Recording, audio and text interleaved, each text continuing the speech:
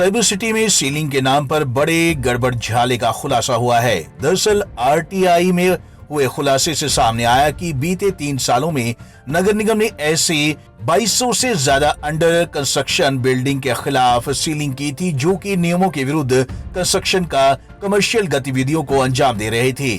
लेकिन आपको जानकर हैरानी होगी कि इन 2200 इमारतों में ज्यादातर इमारतों की डी सीलिंग कर दी गई, बल्कि किसी के खिलाफ कोई कानूनी कार्रवाई तक नहीं की गई। आरटीआई एक्टिविस्ट रमेश यादव की माने तो नगर निगम के आंकड़ों से या आरटीआई जानकारी से साफ हो गया है कि सीलिंग के जरिए अवैध वसूली और संबंधित लोगों को मानसिक प्रताड़ना किया जा रहा है। सीलिंग की जो सेक्शन में हमारे एचएमसी हरियाणा म्यूनिसिपल एक्ट की 94 में सीलिंग 263A सेक्शन 263A के तहत हम किसी भी बिल्डिंग को जो कि नियम के तहत नहीं बन रही अवैध निर्माण है उसको हम सील करते हैं। 263A के सब सेक्शन 2 ये भी कहता है कि अगर वो व्यक्ति ये इंश्योर कर दे, वो एफिडेविट दे कि मैं इसको रिस्टोर करूँगा या मैं इसकी वायलेशन को ख़त्म करूँगा, तो कॉम्पिटेंट अथॉरिटी उसको 3 महीने मैक्सिमम 3 महीने का समय दे सकती है डी सील के लिए कि आप इसमें रिस्टोर कीजिए, वायलेशन को ख़त्म कीजिए। तो ये एक कानूनी प्रावधान है। हालांकि हमने अभी तक किसी ने हमसे ऐसी रिक्वेस्ट की है कि हमें ये समय दिया जाए, लोगों ने कोर्ट में अपील की है, तो माननीय डिविजनल कमिश्नर भी उनको ये समय दे सकते हैं और हमारी सीलिंग ऑर्डर को स्टे भी कर सकते हैं।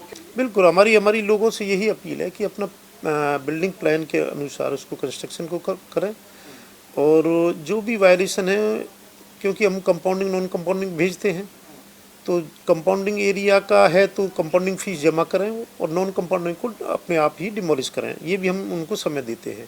तो मेरे लोगों से यही अपील है कि मैप सैंक्शन के अकॉर्डिंग उसको बनवाएं, उसको उसी की तरह कंस्ट्रक्शन करें। जो नगर निगम गुड़गांव में सीलिंग करता है अवैध गतिविधियां बना के, चाहे वो अवैध निर्माण है या व्यावसायिक गतिविधियां हैं, उनके ऊपर हमने एक आरटीआई लगाई थी कि कितने इन्होंने पिछले 3-4 साल में सीलिंग किए हैं। लगभग 2000 लोगों की हमें डिटेल मिली।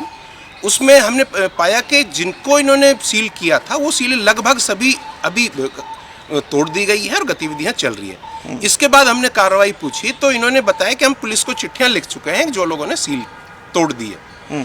और उन चिट्ठियों के पुलिस का जब रिकॉर्ड लिया तो हमने पुलिस डिपार्टमेंट से पूछा कि आपने इन पे क्या कार्रवाई की। तो पहले तो जो चिट्ठियां आई थी वो पुलिस रिकॉर्ड से गायब ही मिली। इन्होंने बताया हमें ये पत्र मिले थे लेकिन अभी पुलिस रिकॉर्ड में उपलब्ध नहीं है, जिसके एवज में मैंने एक सीएम विंडो पे कंप्लेंट लगाई कि जिन अधिकारियों ने ये गायब किए चिट्ठियां सरकारी रिकॉर्ड से, वो भी पुलिस के रिकॉर्ड से कोई कागज गायब होना एक गंभीर मामला है।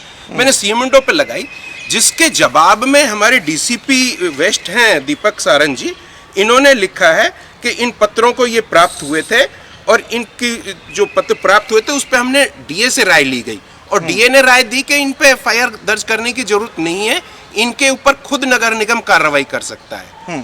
वही डीए का जो पत्र इन्होंने लिखा है उसमें भी लिखा है in these cases FIR can not be registered. Sir जब एफआईआर रजिस्टर्ड नहीं कर सकते तो इनके क्यों चिट्ठियां लिख रही, केवल लोगों को डराने के लिए या इन चिट्ठियों के डर से अवैध वसूली करने के लिए? आपको बता दें कि बीते 3 साल में नगर निगम ने किसी भी नियम विरुद्ध बिल्डिंग बना रहे आरोपी के खिलाफ कोई केस दायर नहीं किया है। ऐसे में सीलिंग की इस प्रक्रिया पर गंभीर सवाल खड़े होने लगे हैं। पंजाब केसरी टीवी चंडीगढ़ के लिए गुरुग्राम से नीरज वशिष्ठ की रिपोर्ट।